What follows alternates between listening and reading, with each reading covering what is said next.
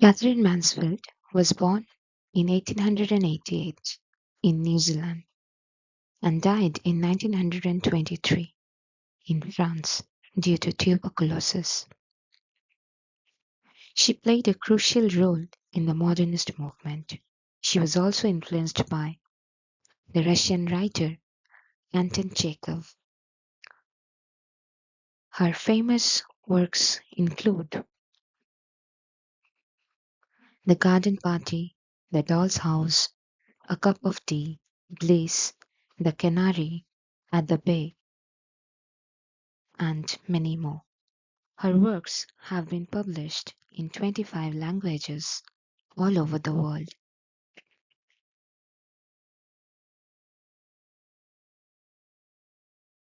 And after all, the weather was ideal. The sentence begins with the word and, which is a conjunction. After all is a phrase which is used to refer when something happens unexpectedly. So the weather was perfect. The weather was ideal unexpectedly. They could not have had a more perfect day for a garden party if they had ordered it. Now, what is a garden party? Garden party is a formal party or a formal social event that takes place in a private garden, and they refer to the Sheridan family. The Sheridan family has organized a garden party. Windless, warm, the sky without a cloud. The sky was cloudless, the weather was warm, the weather was pleasant. Only the blue was veiled with a haze of light gold, as it is sometimes in early summer. Only the blue sky was covered with mist, as it happens in early summer.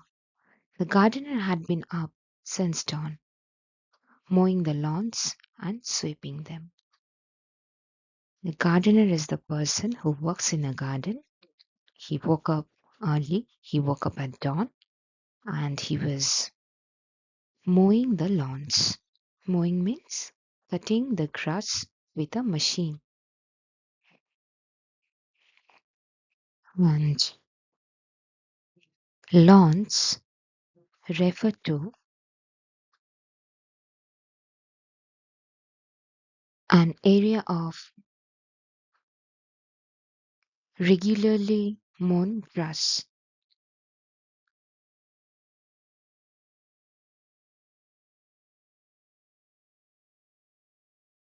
And sweeping them until the grass and the dark flat rosettes where the daisy plants had been seemed to shine. So the gardener was sweeping for such a long time, and he was giving the shapes of rosettes, a decoration in the shape of rose, so that it might draw the visitor's attention. He was decorating or he was preparing that part of the lawn into the shape of a rose to get the attention, to draw the attention. And in that rosettes, daisy plants were shining, were sparkling. So they were getting ready for the garden party.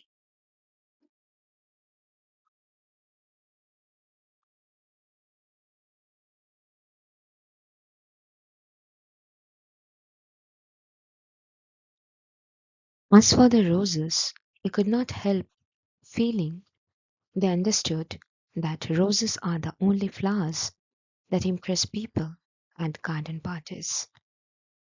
The only flowers that everybody is certain of knowing.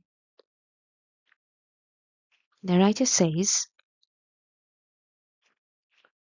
that rose is the only flower which is known to all, which is admired by all at garden parties, because everybody can recognize a rose. Hundreds, yes, literally hundreds, had come out in a single night. The green bushes bowed down as though they had been visited by archangels. 100 flowers bloomed in one single night, and it seemed that archangels, means chief angels, have visited the garden.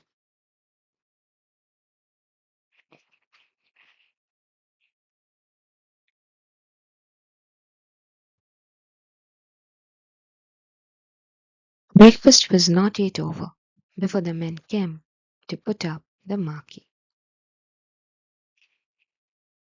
The men came to put up the marquee before the Sheridan family had completed their breakfast. What is a marquee?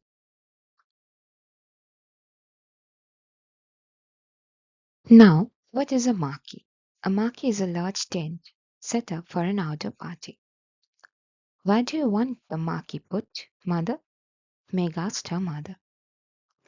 My dear child, it's no use asking me. I'm determined to leave everything to you children this year. Forget I'm your mother. Treat me as an honored guest. Mrs. Sheridan was encouraging her children to take charge of everything about the party. She says that she is not bothered about anything, and at the same time, she wants to be treated as an honored guest rather than their mother. But Meg could not possibly go and supervise the men. Meg is their daughter. She would not be able to go and supervise the men who have come to put up the marquee. She had washed her hair before breakfast, and she sat drinking her coffee in a green turban with a dark wet curl stamped on each cheek. Meg had washed her hair and she was having her breakfast, so she would definitely not be able to go. Joe's, the butterfly, always came down in a silk petticoat and a kimono jacket. Joe's was wearing a kimono jacket. Kimono jacket means a long, loose piece of outer clothing with white sleeves. And with that jacket, Joe's would not go to help the men. And Joe's here is regarded as Butterfly, a free spirited girl who is full of vitality, who is not chained down. You will have to go, Laura. You are the artistic one. Now, Mrs. Sheridan uses some flattering words to convince her daughter Laura so that Laura might go and help the men to put up the marquee.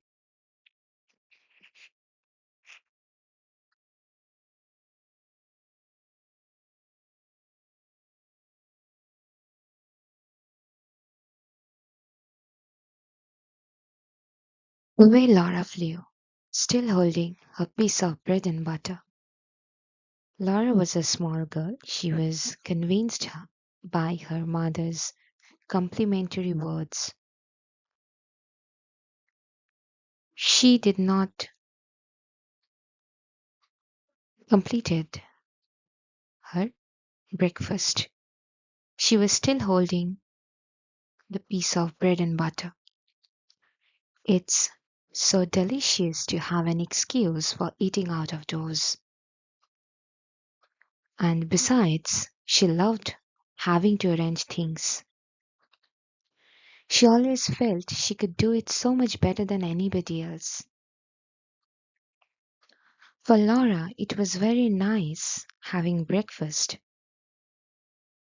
out of doors. She felt that she has the natural ability to do things, to organize things, and she has always loved it.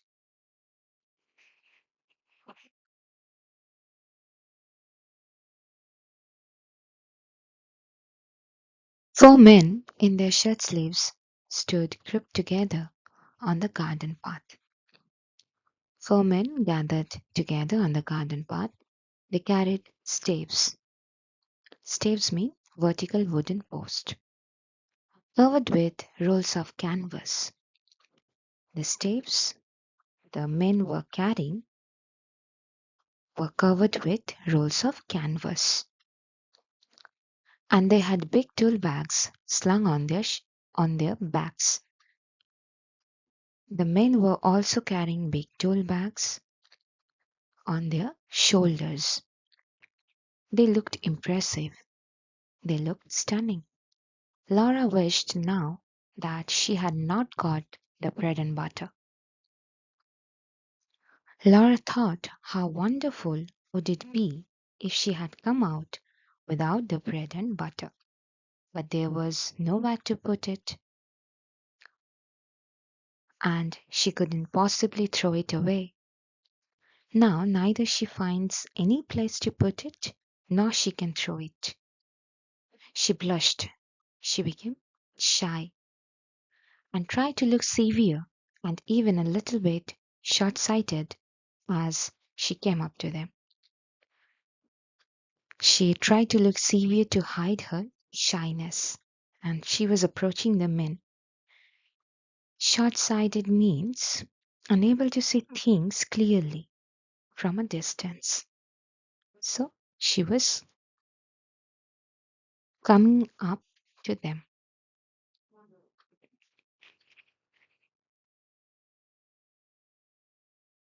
Good morning, she said, copying her mother's voice.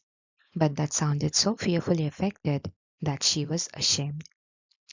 Laura tried to imitate her mother's voice, but she could not do it correctly. So she was ashamed. She was feeling very much embarrassed and stammered like a little girl.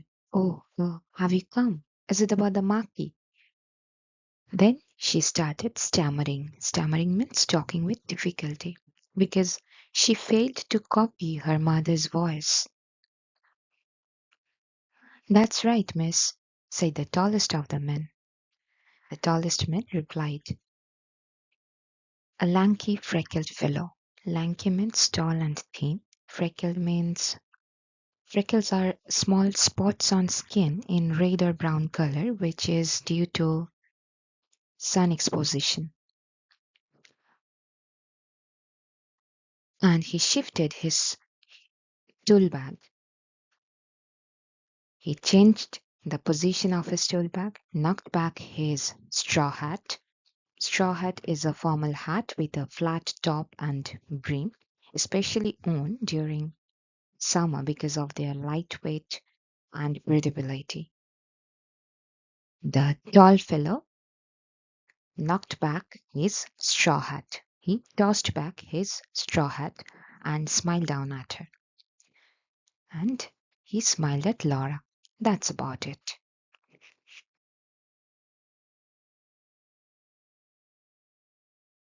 His smile was so easy, so friendly that Laura recovered.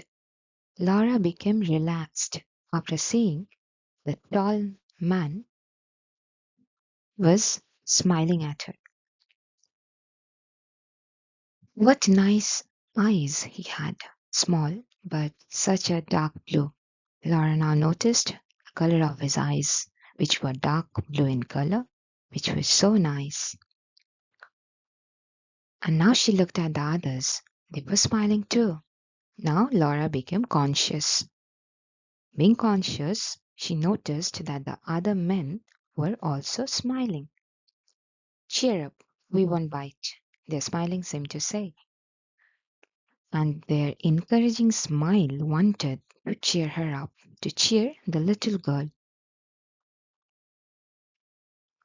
How very nice workmen were, she thought. She was surprised that the workmen were very nice. And what a beautiful morning. She also thought of the wonderful morning. She mustn't mention the morning. She must be businesslike, the marquis. Her thought changed very soon. As she belongs to upper class, she had the thought that she should be direct to the point. She should develop her businesslike attitude.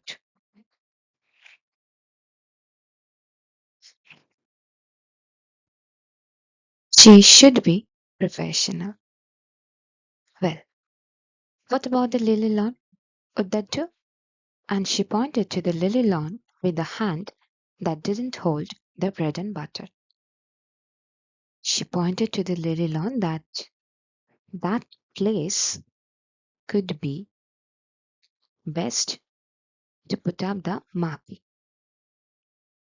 They turned, they stared in the direction.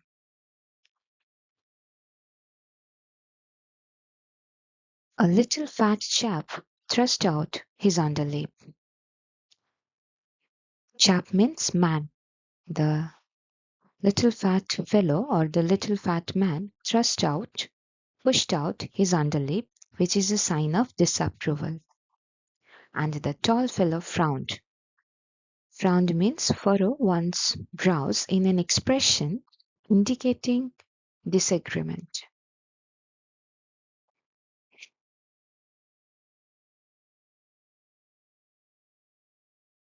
I don't fancy it, said he. He said that he did not wish for it, not conspicuous enough, not clearly visible. You see, with a thing like a marquee, and he turned to Laura in his easy way, you want to put it somewhere where it will give you a bang slap in the eye if you follow me. He said if Laura follows him, you'd show the place. And the marquee would give a bang slap in the eye. Means the marquee would be put in a perfect place so that it would get the viewer's attention. Laura's upbringing made her wonder for a moment whether it was quite respectful of a workman to talk to her of bang slap in the eye. The way Laura was brought up by her parents, the way Laura had spent her childhood, she was reflecting on whether it was respectful of a workman to talk in such a manner. But she did quite follow him, although she followed him. A corner of the tennis court, she suggested, but the band's going to be in one corner.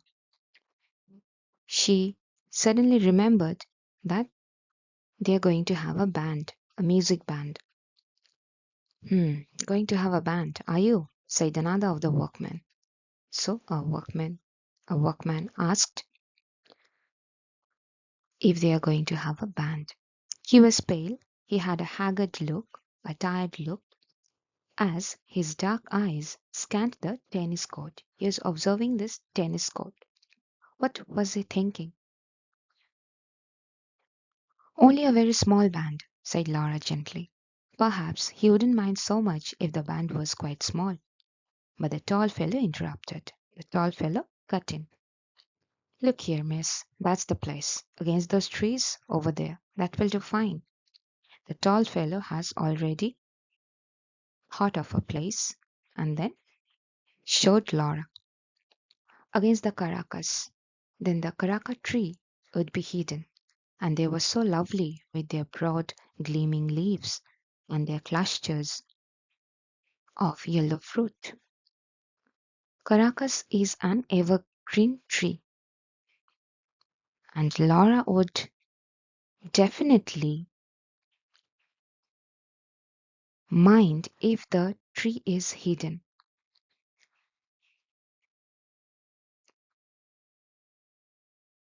The trees were wonderful with their shining leaves, with their clusters, with their group of yellow fruits. It was looking so beautiful.